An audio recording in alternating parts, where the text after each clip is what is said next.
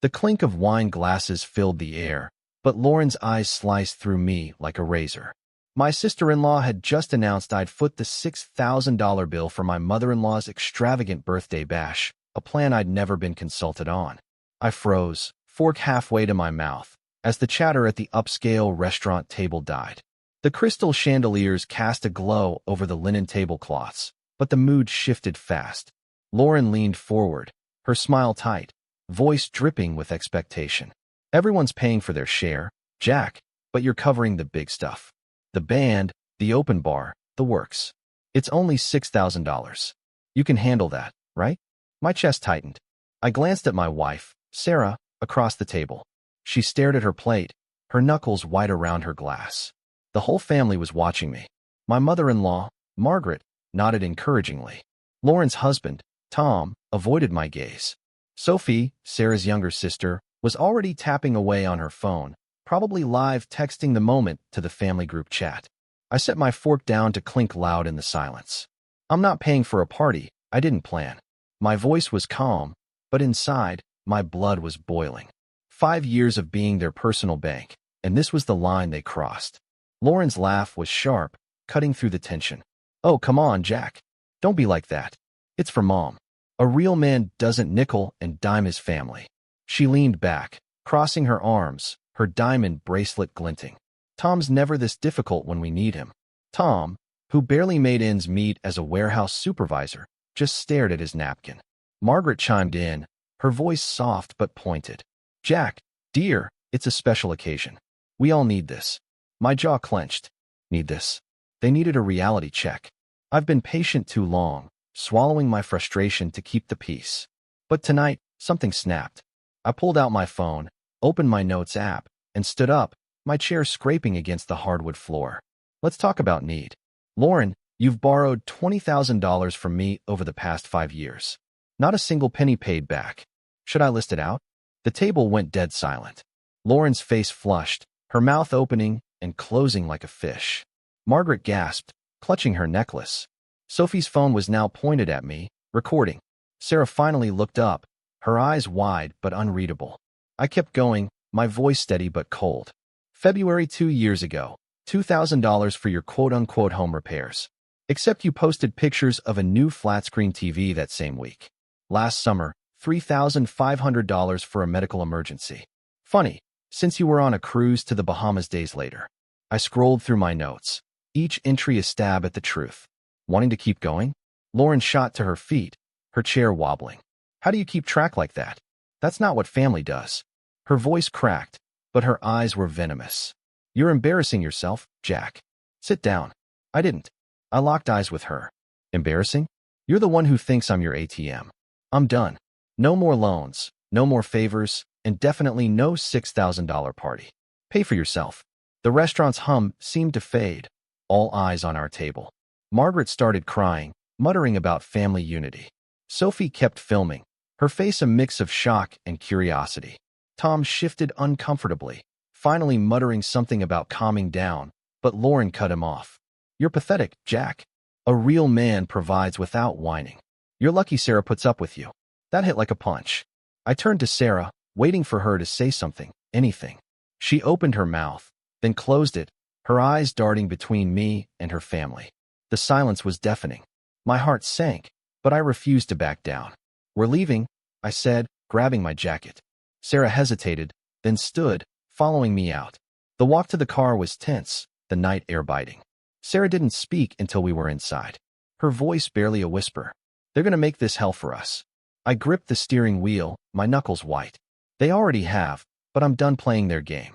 As we pulled out of the parking lot, my phone buzzed nonstop. Text from Lauren, calling me heartless. A voicemail from Margaret begging me to reconsider. Sophie had posted a cryptic Instagram story, a black screen with a caption. Family drama, it's different. My gut churned. This wasn't just about money anymore. It was about respect, or the complete lack of it. I glanced at Sarah, her face lit by the dashboard glow. She was staring out the window, her fingers twisting her wedding ring. I wanted to scream, to demand why she didn't defend me, but deep down I knew. She was caught between her family and me, and that hurt more than Lauren's words. For 5 years, I'd hoped they'd see me as more than a wallet. Tonight, that hope died. Before we dive deeper into this whirlwind of drama, let me know where you're tuning in from. If this story's got you hooked, hit that subscribe button to support us. Back in a restaurant, I'd felt the weight of every loan, every fake emergency, every time I'd said yes to keep the peace. Now driving home, my chest felt lighter but raw, like a wound exposed to air. I wasn't just fighting for my money. I was fighting for my dignity, for Sarah, for us. And I wasn't going to lose. The next morning, I woke to a flood of notifications. My phone buzzed relentlessly, the screen glowing with messages from the family group chat. Lauren had kicked me out of it, but Sarah's phone lay open on the kitchen counter, revealing the storm. Lauren had started a private thread, excluding me, painting me as a tyrant who controlled Sarah's every penny. She'd shared a grainy photo from the restaurant. My face twisted in anger as I read out her debts. The caption read, "This is who Jack really is. Sarah can't even buy a coffee without his permission." My stomach churned. The lie was bold, vicious, and spreading fast. Sarah stood by the coffee maker, her eyes red from a sleepless night. She slid her phone toward me, her voice low. "Look at this." I scrolled through the chat. Margaret was sobbing in voice messages, begging Sarah to see reason. Sophie chimed in, hesitant, saying she'd noticed I was strict with money. Even Aunt Clara, who lived 3 states away, had weighed in. "I always thought Jack was off. Protect yourself, Sarah."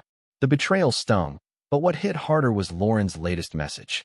She'd linked an article about financial abuse, circling warning signs like monitoring spending. It was a masterclass in manipulation, and the family was buying it. I set the phone down, my hands shaking. Sarah's gaze met mine, a mix of fury and guilt. "I called Lauren," she said, her voice trembling. "Put her on speaker." It was a mistake. Lauren's voice blasted through, shrill and venomous. "You've turned Jack against us, Sarah. You're not the sister I raised." When Sarah mentioned our separate bank accounts, Lauren scoffed. "Oh, honey, you think you're free? He's got you on a leash," tracking every cent. Margaret's voice cut in from the background, soft but insistent. "We're just worried about you, Sarah. Remember how Jack humiliated us at Mom's party? A real man doesn't do that." Sarah's face hardened. She opened her banking app, her fingers flying across the screen. Screenshots of her transactions loaded. Coffee runs, clothing hauls, a weekend spa trip. All her own money, no permission needed. She sent them to the group chat, her voice steady. "This is my life. Stop lying." Lauren's reply was instant. "He's making you do this. You're brainwashed." That's when Sarah snapped. "We're having a family meeting. Tonight. No excuses. I don't want to go." The thought of facing Lauren's smug face again made my skin crawl. But Sarah was right. Letting her control the narrative was dangerous. We drove to Margaret's house in silence, the tension thick. My mind raced, replaying every loan, every fake sob story. Lauren had played me for years, and now she was playing the victim. But I had proof, and tonight I'd use it. The living room was a powder keg when we arrived.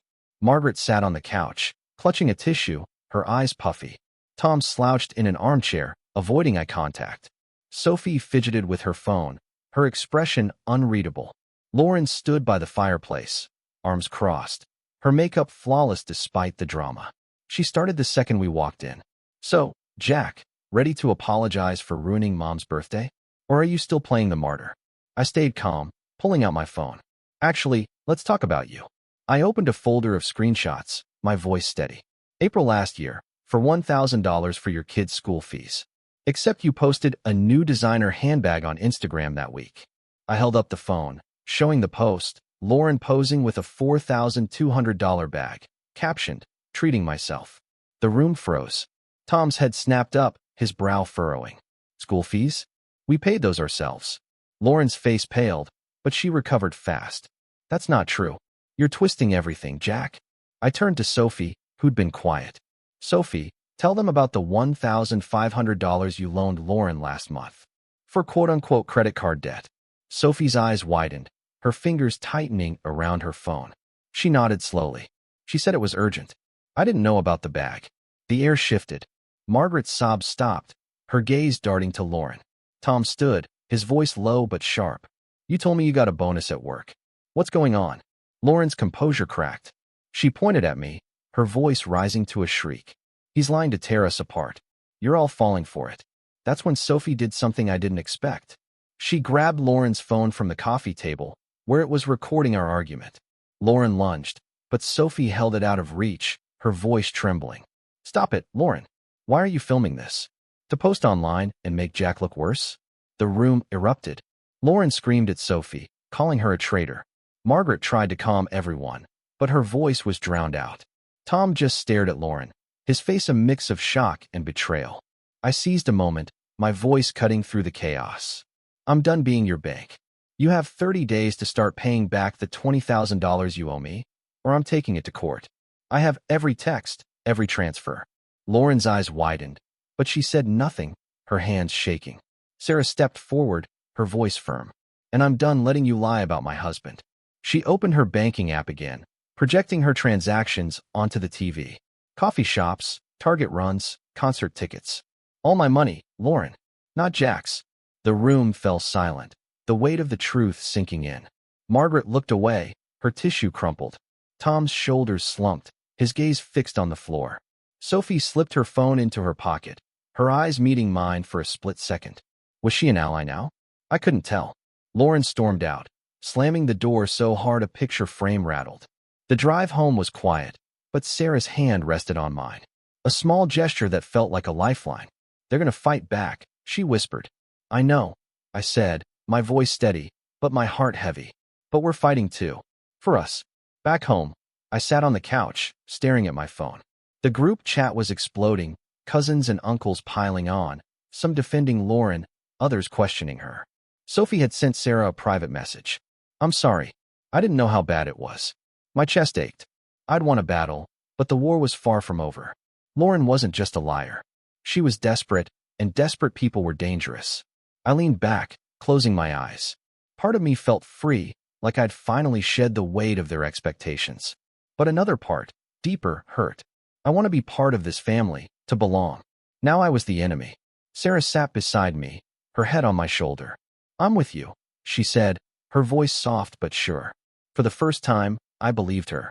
The fallout from the family meeting hit like a tidal wave. By Monday morning, my inbox was flooded with 15 frantic texts from Lauren. A mix of rage and pleading. "You're destroying our family, Jack. Please, we can work this out." I ignored them, my resolve hardening. I drafted an email to her, Tom, and Margaret, keeping it professional but firm. "This is a formal request for repayment of $20,000 in loans." Attached were screenshots of every text, every bank transfer, every broken promise. I hit send, my heart pounding. This wasn't just about money anymore. It was about truth. Sarah was at work when Sophie called, her voice shaky. She'd been digging through old messages and discovered Lauren had borrowed $8,000 from their cousins, aunts, and uncles, always with sob stories about unpaid bills or medical emergencies. Sophie had lent her $1,500 herself, believing it was for debt repayment, only to see Lauren post about a new spa package days later. Sarah relayed the call to me over lunch, her eyes blazing. "She's been lying to everyone, Jack. Not just us." I nodded, my jaw tight. "That's why we're ending this." That evening, the tension escalated. I was locking up the garage when I heard tires screech in the driveway. Lauren stormed out her car, her face streaked with mascara, banging on our front door. "You can't do this to me, Jack." I opened the door, just enough to see her, my phone already recording via the doorbell camera. She tried to push past me, her voice a hysterical shriek. "You're ruining my life." I held my ground, my voice cold. "Get off my property, Lauren." "Now." She froze, then backed away, muttering threats about exposing me online. I called the non-emergency police line, my hands steady despite the adrenaline. The officer who arrived was polite but blunt. "Try this again, and you're trespassing." The next day, karma struck harder. Sarah scrolled through Instagram during breakfast, her gasp pulling my attention. Lauren's latest post, a selfie at a luxury salon, was captioned, "Self-care day, much needed." The timestamp showed she'd been there during a sick day from work. Sarah's cousin Emma commented, linking a screenshot of Lauren's sick leave email to her boss. Someone, not us, had forwarded it to her employer. By noon, Sarah got a text from Sophie. "Lauren's been fired." Her company didn't tolerate fraud. The real bombshell came that night. Tom called me, his voice raw. He'd checked their joint credit card statements and found $9,000 in charges Lauren had hidden. designer clothes, jewelry, a weekend getaway she claimed was a work trip. I can't do this anymore, Jack. She lied to me for years. He was staying at his brother's place, his life unraveling.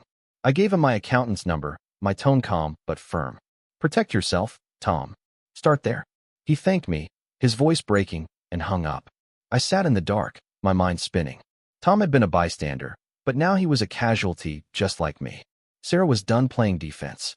She went live on Facebook from our living room, her voice steady but fierce. Lauren's been lying to all of you, she said, holding up her phone.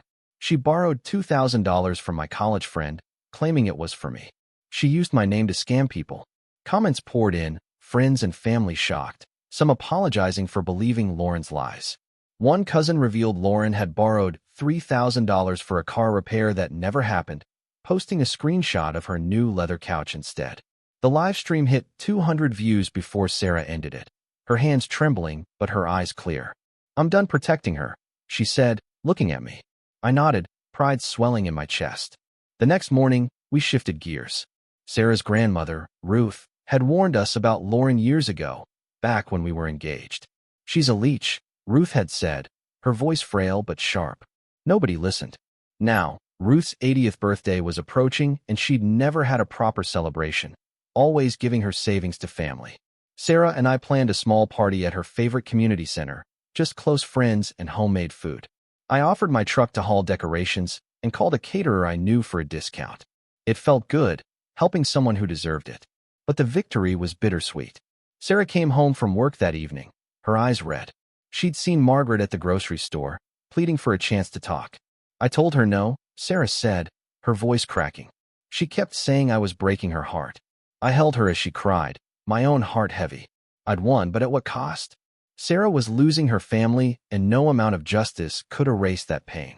I wanted to fix it, to take away her hurt, but all I could do was stand by her. Lauren wasn't done fighting. She posted a tearful Instagram video, claiming I'd manipulated Sarah and turned the family against her. The comments were brutal, friends and strangers calling her out, linking screenshots of her lies. She deleted the post within hours, but the damage was done. Sophie texted Sarah later, her message short but heavy. I saw the video, I'm done with her too.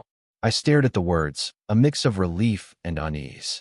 Sophie's shift was unexpected, but was it genuine? Or was she playing her own game?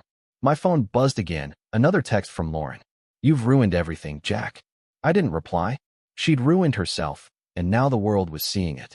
But as I sat there, the weight of it all settled in. I'd exposed the truth, but the family I'd once wanted was gone. Sarah's hand found mine, her touch grounding me. We're enough, she said, her voice soft but sure. I squeezed her hand, hoping she was right. The dust hadn't settled, but the cracks in Lauren's world were now chasms. 2 weeks after the live stream, Sarah got a late-night call from Sophie. Her voice panicked. Lauren's water had been shut off, her car repossessed for missed payments. The $28,000 she'd borrowed from me wasn't for emergencies. It had propped up a lifestyle she couldn't sustain. I listened to Sarah relay the news, my coffee going cold. Part of me felt vindicated, but another part, quieter, ached. This wasn't the family I'd signed up for. The final showdown came at a family dinner Margaret insisted on hosting. She'd promised apologies, a chance to mend things. Sarah wanted to skip it. Her trust in her mother shattered, but I pushed. We can't let Lauren spin this any longer. We arrived to a tense dining room, the air thick with unspoken grudges. Margaret fussed over a lasagna, her hands trembling. Tom sat rigid, his bags packed, staying with his brother permanently. Sophie clutched her phone, her eyes darting between us. Lauren entered last, her usual polish gone, hair limp, no makeup. She avoided my gaze, but her silence felt like a coiled snake. Margaret started, her voice shaky. We need to heal as a family. I cut her off, my tone even but firm. Healing starts with truth. I opened my phone, projecting a spreadsheet onto the TV. Every loan from Lauren totaled at $28,000. Dates, amounts, excuses. June last year, $5,000 for a family emergency, but she bought a new dining set. March this year, $2,500 for utilities, but she flew to Vegas. Tom's face darkened. You said it was just $3,000, Lauren. You told me Jack was exaggerating. Lauren's head snapped up, her voice a hiss. He's lying, Tom. You know me. But Tom wasn't listening. He pulled out his phone, showing texts where Lauren mocked me as a cheapskate who didn't deserve Sarah. His hand shook. You called him weak while begging for his money. The room went still. Margaret's fork clattered to her plate. Sophie started filming, her face unreadable, adding a flicker of unease. Was she documenting justice or stirring the pot? Sarah took the reins, her voice cutting through the silence. She opened Facebook, going live from the dining room table. Lauren's been lying for years, she said, her eyes locked on the camera.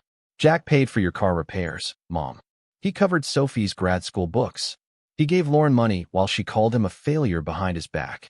She held up a text from Lauren, sent after the restaurant fight. Jack's not a real. Mom, Tom would never let us down. Comments flooded in, cousins and friends gasping, some apologizing for taking Lauren's side. The live stream hit 300 views, each ping like a nail in Lauren's coffin. Lauren lunged for Sarah's phone, her scream raw. You're destroying me. Sophie grabbed her arm, pulling her back, her voice sharp. You did this to yourself. Margaret burst into tears, pleading for Sarah to stop. But Sarah kept going. She showed a bank statement, revealing Lauren had borrowed $1,800 from her savings last year, claiming it was for a charity drive. The money bought a luxury watch. Lauren collapsed into a chair, sobbing, her fight gone. Margaret followed, wailing about her broken family. I stayed seated, my heart pounding, but my face calm. Let them feel the weight of their choices. The aftermath was swift. Tom filed for divorce the next day, his lawyer citing Lauren's hidden debts. He texted me, his words brief but heavy. I should have seen it sooner. Thanks for waking me up. Sophie canceled her lavish engagement party, opting for a backyard gathering. She showed up at our house unannounced, her eyes red but sincere. I didn't know how deep it went, she said, handing Sarah a letter of apology. I offered my truck to move tables for her party and connected her with a local baker I knew. She hugged me, her voice soft. You didn't deserve this. I nodded, but the words lingered. Did any of us? Margaret tried one last time, calling Sarah at work, begging for reconciliation. Sarah cut her off, her voice firm. Until you own what Lauren did. We're done. She blocked Margaret's number, her hands trembling, but her resolve iron. Lauren's downfall was complete. She sold her designer bags on eBay, her posts desperate, prices slashed. Her job loss was permanent, her reputation in tatters. The family group chat went silent, cousins and uncles distancing themselves. Even Aunt Clara, once Lauren's cheerleader, sent Sarah a gift card with a note. You did what we couldn't. But the real victory was quieter. Sarah and I threw Ruth's birthday party, a modest affair with balloons and her favorite carrot cake. Ruth's smile, wide and unguarded, was worth more than any check I'd ever written. Sarah leaned against me, her voice low. I was scared to lose them, but you show me we're enough. I squeezed her hand, my throat tight. We were enough, but the scars remained. Lauren made one final move. She showed up at our doorstep at dawn, her eyes hollow, voice barely audible. I'm sorry, Jack. I messed up.